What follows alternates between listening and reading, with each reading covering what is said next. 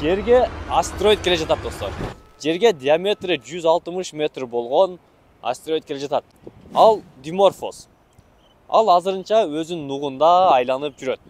Азыр эмес, бирок келечекте жер менен аябай катуу кагылышат. Муну байкаган окумуштуулар ошол астероидке 300 миллион долларлык космостук кемесин учурушту.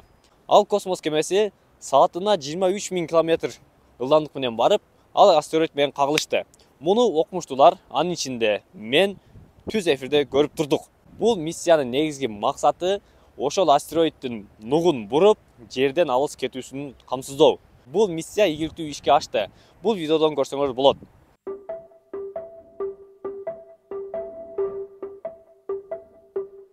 Буюрса, ал астероид эми жерге келбейт. Жоокерлер мекен чегин коргогондой эле, илимпоздор, окумуштуулар планетанын чегин коргошот.